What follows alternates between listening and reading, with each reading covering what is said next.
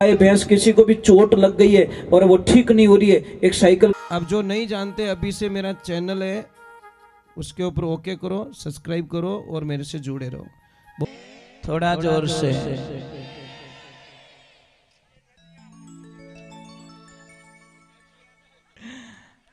देखो, मेल तो बराबर हो गया भाई, नदी तो है, गांव भी है ना। चलो राधे राधे, थोड़ा जोर से बोले।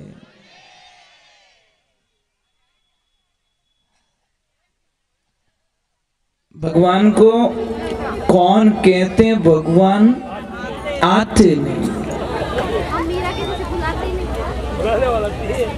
आगे तो सब जानते, हम मीरा के जैसे बुलाते नहीं। कौन कहते भगवान खाते नहीं, तुम सबरी के जैसे खिलाते नहीं। कौन कहते भगवान सोते नहीं, यशोदा के जैसे सुलाते नहीं। अब देखिए, ये छोटे छोटे बच्चे हैं, मतलब ये किरतार ने इनके रूप को देखिए, मतलब इनकी शक्ल हमको कभी नेगेटिविटी नहीं लगती, अच्छे ही लगते हैं। और एक बात और बोलूं आपको, बीमारी ठीक करने का इलाज बताऊं, कोई आदमी कितनी भी चिंता में बैठा है, उसकी गोद में ले जाके एक बच्चा छोड़ दो, वो एक बार तो कितनी समस्याओं से बाहर निकल जाएगा।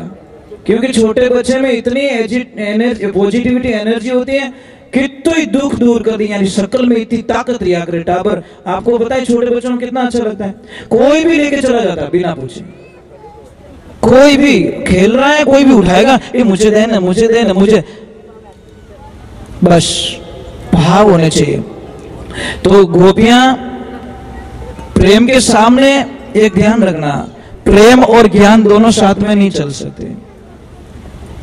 शायद ज्ञानी पुरुष भगवान से दूर हो सकता है, पर प्रेमी भगवान से कभी दूर नहीं होता। थोड़ी आवाज बता, ये लाइफ में ध्यान रखे। इसीलिए ज्ञान क्या है? ज्ञान एक दीपक है, और दीपक को जलाइए, थोड़ा हवा का झोंका आएगा, दीपक बुझ जाएगा। और प्रेम एक मणि है, मणि को रखिए, कितनी भी हवा आने दो, उसकी लो वो बुझेगी नहीं। मणि कभी बुझती है क्या?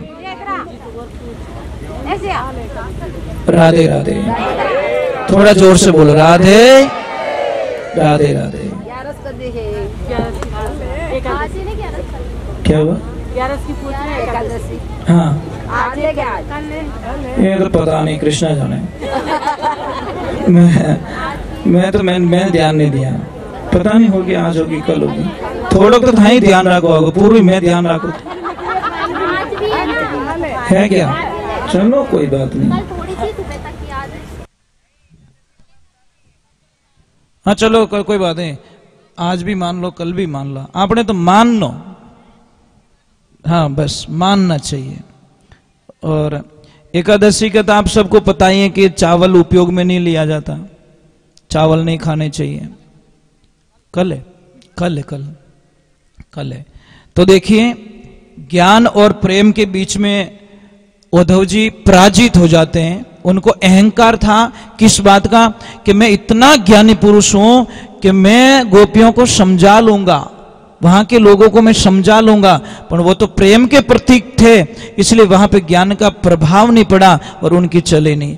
अब वो वापस निकल गए, और जैसे ही आते हैं तो भगवान को तो पता ही था, भगवान ने आते ही उद्धव जी को क्या बोला? आइए आइए ज्ञानी पुरुष आइए।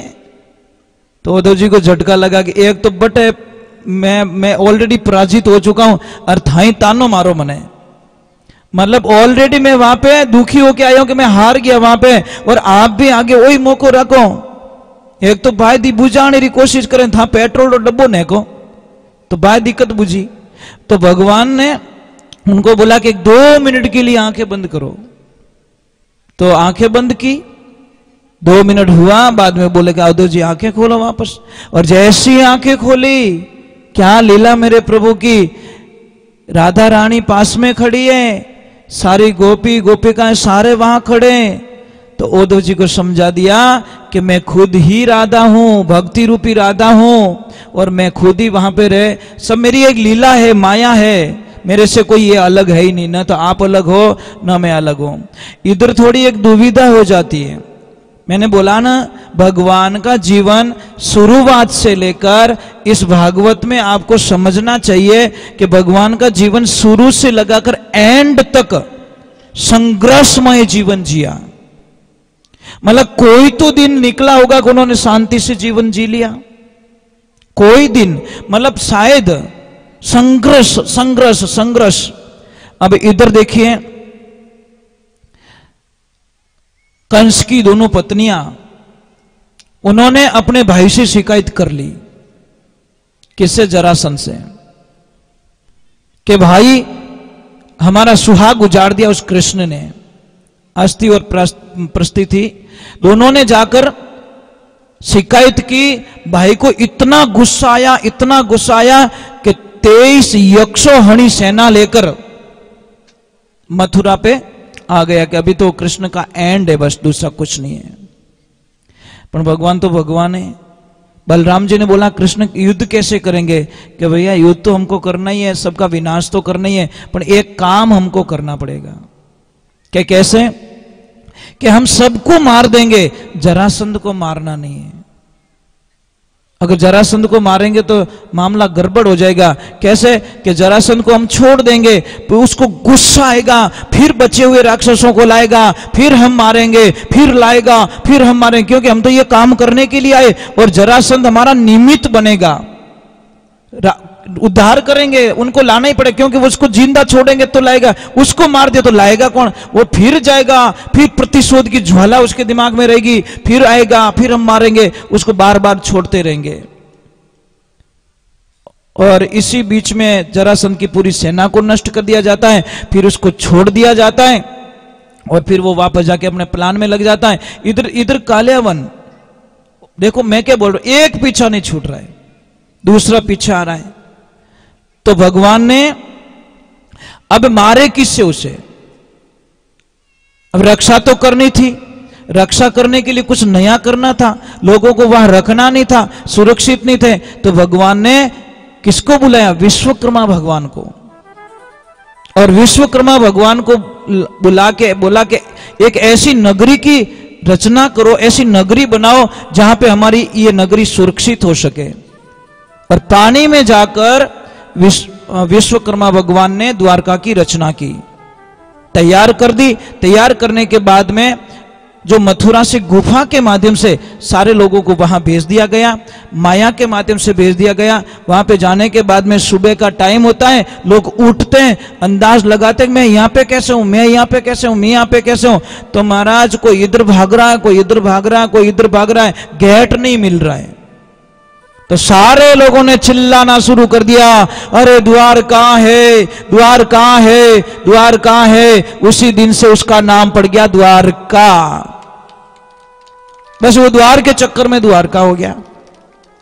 अब इधर कालियावन आता है तो उसको भी मारना जरूरी। अब कुछ भी नहीं कृष्ण के पास में, तो उन्होंने एक युक्ति सुझाई कि दुश्मन आ रहा है, भगवान आगे दौड़ते गए, दौड़ते गए, दौड़ते गए, दौड़, एक भयंकर जो जंगल में गुफा थी, उस गुफा में चले गए।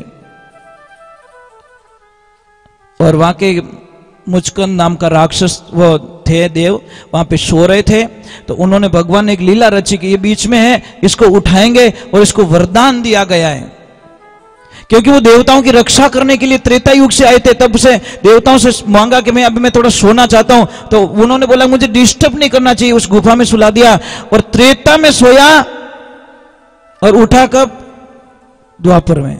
एक युग बीत गया, पर उनको एक वरदान था कि जैसे ही वो उठेगा, आंख खोलेगा, सामने जो भी होगा वो सारे नष्ट हो जाएंगे, आंख की दृष्टि से सारे मारे जाएंगे। तो भगवान ने युक्ति लगा दी कि मैं क्यों लड़ाई करूं, इनके वो दुश्मन सो रहा है, ये आएंगे, उसको छेड़ेंगे, उठाएंगे। और वही हुआ, भगवान तो आगे निकल गए, वो सो रहा है तो उन्होंने बोला हाँ ये रहा, ये इसको उठाओ, कौन है ये। और जैसे ही उठाया, आंखें खोलते सबका काम तमाम हो गया। भगवान आए, फिर बाद में उसको पूछा कौन हो मैं, वो हूं मैं वो, फिर बाद में बोला प्रभु मुझे मोक्ष चाहिए, मुझे कुछ नहीं चाहिए। फिर भगवान वहां पे उनका मोक्ष करते हैं। तो भगवान की लीलाएं कितनी गाएंगे हम लोग, कितनी लीलाएं, किसको कहूं कहां लग वर्णूं। भगवान की लीला गाते गाते गाते गाते हमारे जीवन काल का अंतिम समय आ जाएगा, पर हम भगवान की लीला नहीं गा सकते। राधे, थोड़ा जोर से बोलो, आवाज नहीं आ रही पीछे से। एक मेरी प्रार्थना रहेगी, करोगे? आपको हमेशा खुश रहना है? सुबह से लगा शाम तक एकदम खुश रहना चाहते हो? पक्का? तो मैं आपको एक तरीका बताता हूं। सुबह उठते ही एक तो किसी का मुंह मत देखा करो। तो पचे कई लोग बोले महाराज कहीं भीत देखो। भाई कोई जो नेगेटिविटी वाले हमको ऐसे ही प्रश्न करते तो देखो कहीं। अरे मैं ये नहीं कह रहा हूं हेमुटो ही नहीं देखना, मेरी बात पूरी नहीं होती तब तक तो काम चला देती सरकार। सुबह उठते ही 2 मिनट के लिए अपने बिस्तर पे बैठ जाओ। अगर आप उत्तर दिशा में सिर करके सो रहे हो तो साहब भरी बीमारी के कारखाने बन जाओगे आप। पश्चिम दिशा में आपका सिर होगा तो भी आपको एनी टाइम कुछ न कुछ नुकसान होगा।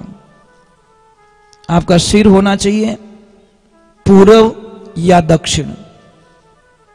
समझ में आ रहा नहीं? या तो दक्षिण में मुंह करके सिर करके सोना चाहिए, या फिर आपको पूर्व दिशा में जिधर से सूर्य भगवान निकलते हैं उस दिशा में सिर करके सो।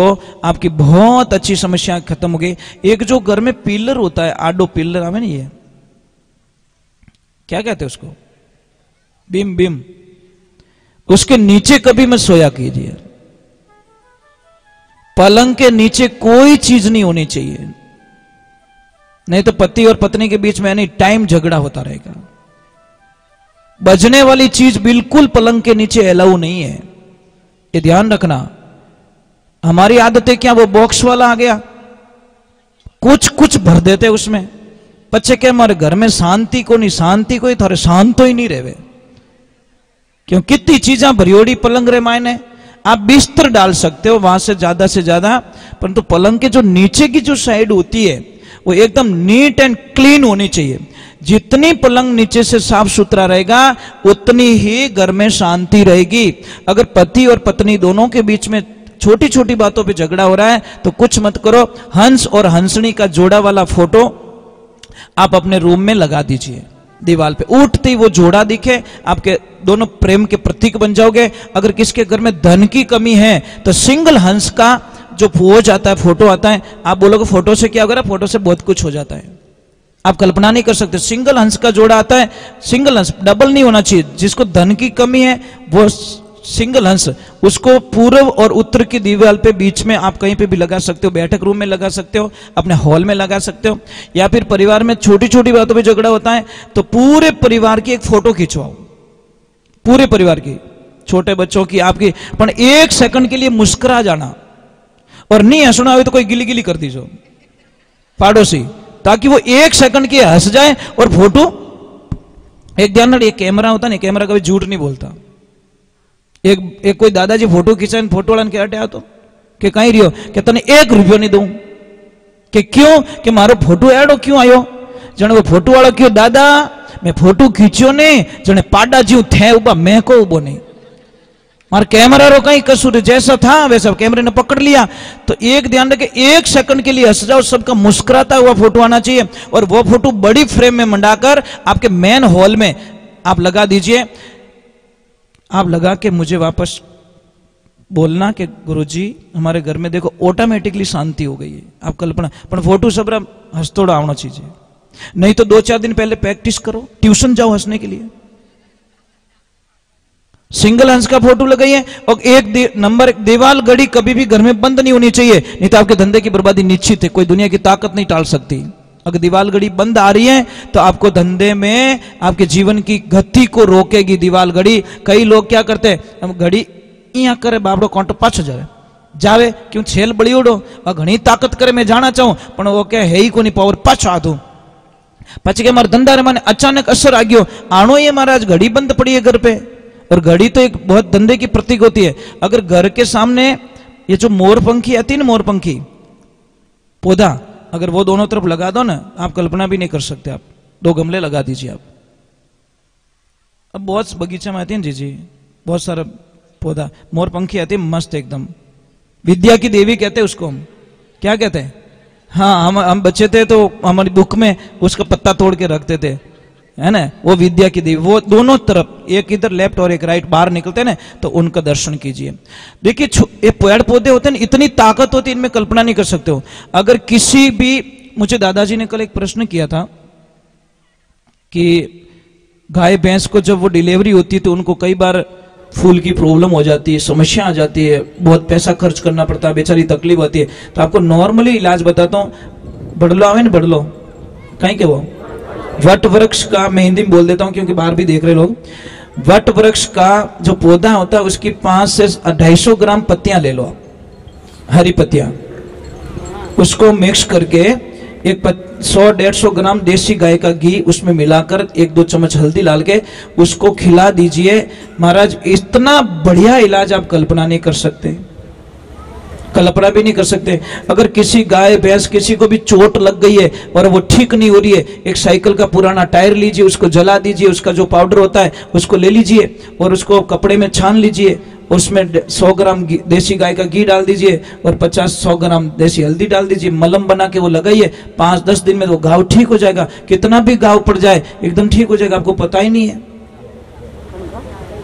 बहुत सारी चीजें होती है हमारे साथ में होती है हमारे पास में होती है पर ज्ञान नहीं है और नहीं होने के कारण हम बहुत सारी समस्या होती है। अगर किसी भी बच्चे को पढ़ाई में मन नहीं लग रहा है तो आप दक्षिण और पूर्व की दिशा में उस बच्चे को वहां पे अध्ययन कराओ बच्चा बड़ा होशियार होगा पढ़ाई में मन लगेगा।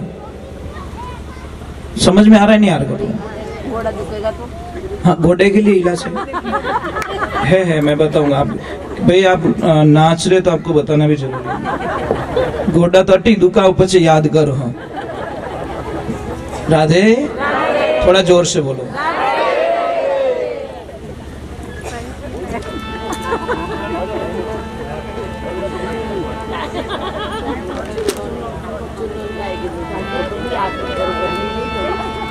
मेरे साथ में गाना है जब भगवान दिखते नहीं है तो भगत में क्या बीत रही देखो।